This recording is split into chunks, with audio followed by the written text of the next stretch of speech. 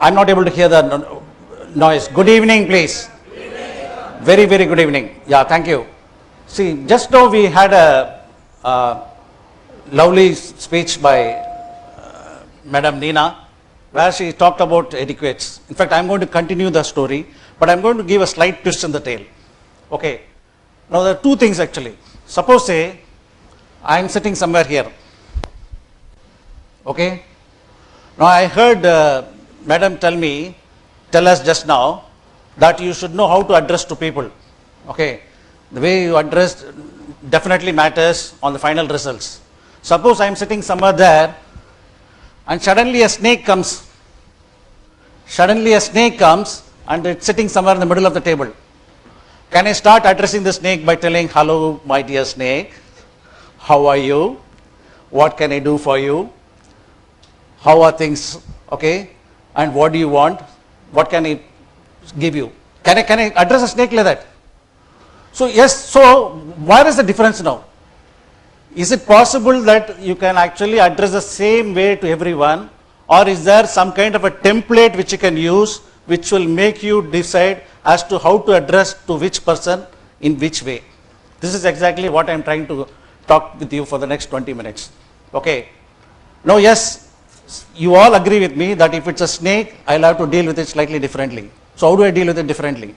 What is etiquette actually? Is it good manners? What do you mean by etiquette? Etiquette and good manners, yes, there is a slight difference. Etiquette, I would say, is what is the most appropriate reaction or appropriate thing you have to do. It's like, that is a slight difference actually. It is not actually very, okay.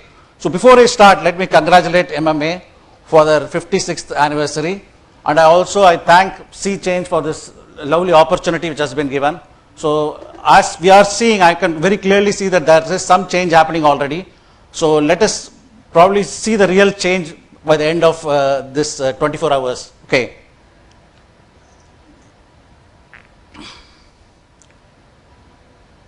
The audio is there?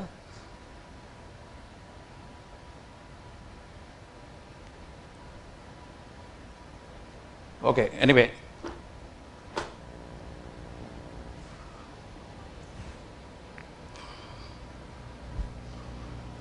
Okay. Now, as I just told you, for each and every situation, there may be a different way you have to address. But every time it has to be appropriate. Or should it be appropriate? Should we be someone else? That is my question here today. If I have to speak by walking, I will walk and speak.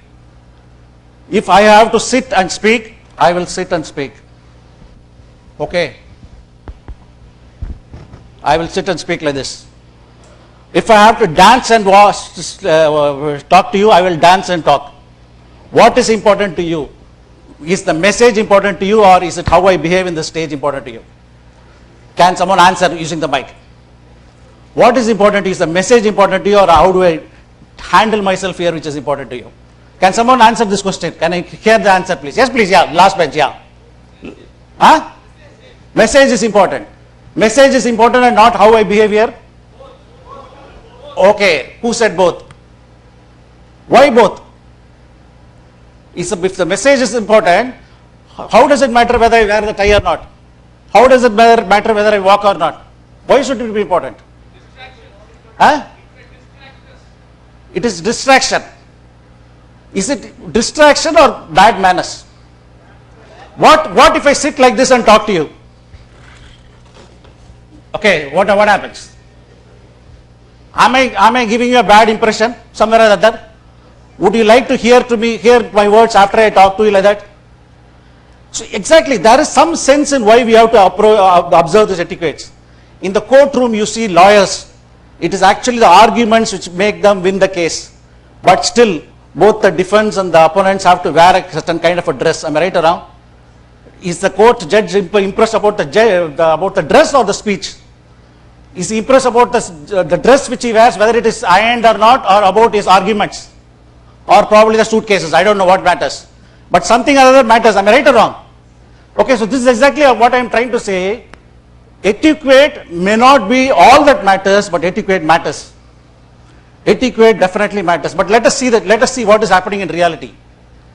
Are the words please, sorry, thank you, do they have the real meaning they ought to have?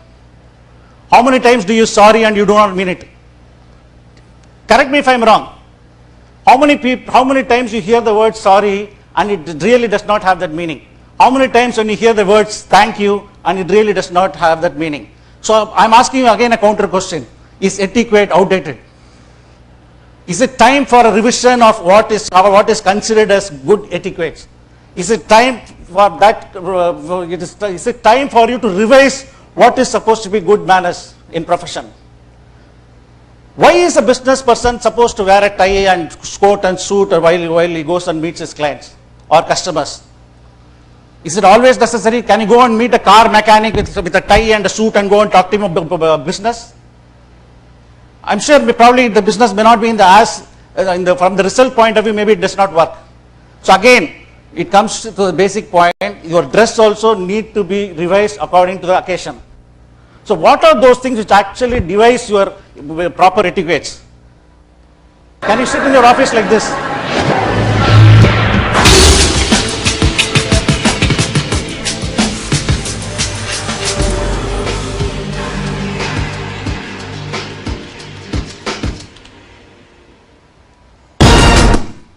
That was just a wake-up call. In case if there was anyone asleep, I'm sure by this time you would have been awake. Okay. But yes, many times we see in the office people sleeping. Many times we see in the office people maybe in their own cabin but keeping their legs on the table. Okay. Is it a proper behavior? And many times people fight in the office. I'll tell you one very good reason why I am the best person to talk about etiquette. There are at least 2 to 3 jobs where probably I left because of a fight. It might be surprising that a person is talking like this in the stage. But I'm telling you, when you toss a coin, you can know the result of the coin by 2 ways. Either by looking at the result or by looking at the other side of the coin. In fact, it's always better you look at the other side of the coin because most probably both sides may be heads or both sides may be tail.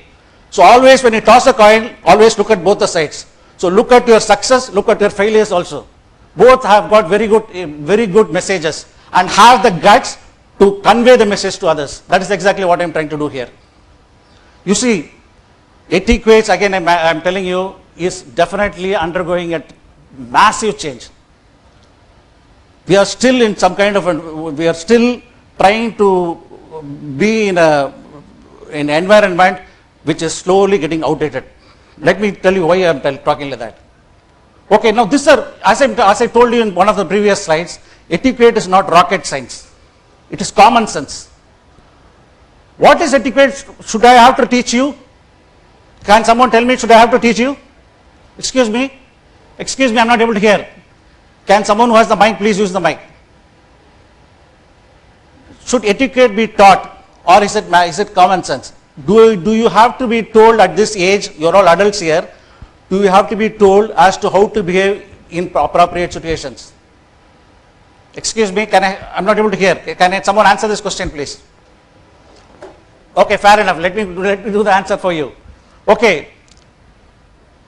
Etiquette is common sense. Do you have to dress appropriately? It's well known.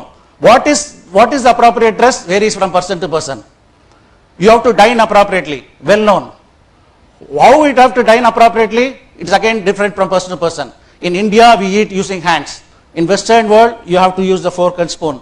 Normally, in a business conferences, it is acceptable. It is considered to be good manners when you are using fork and spoon. Okay, it varies your perspective. But effectively, I will tell you, etiquette will be decided by these 3 factors: culture, your social purpose, and also your business purpose. Your social purpose, your business purpose.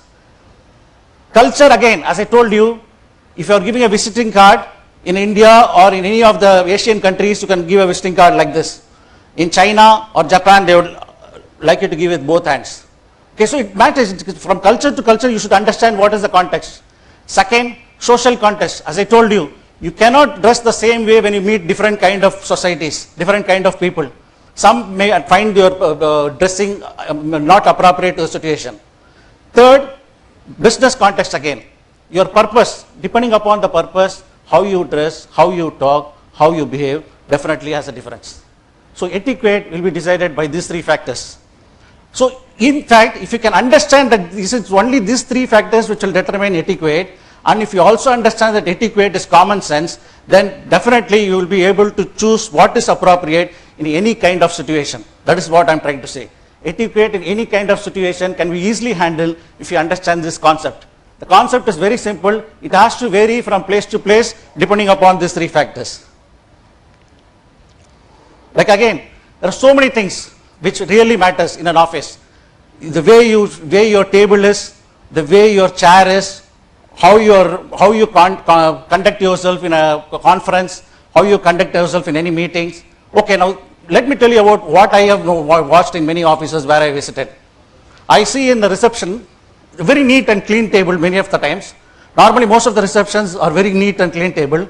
But I would also, there are many times that I have received call center calls where I can hear someone eating something and talking to me. I can hear someone drinking something and talking to me. Is it so urgent that they can't do one of this at one time? As you see here, this is not a proper etiquette, or is it a proper etiquette? Does it affect the result of the call? It affects the result of the call. Am I right or wrong? So this is again very common sense. She can actually drink that water 2 minutes later, or she can actually take the call 2 minutes later. But most of the people probably forget what is the etiquette here. Okay. Again, there are many times in the office when your colleagues may need help. There are many times in your own college time, your colleagues may need help while say taking a Xerox out or something, whatever. Do you actually go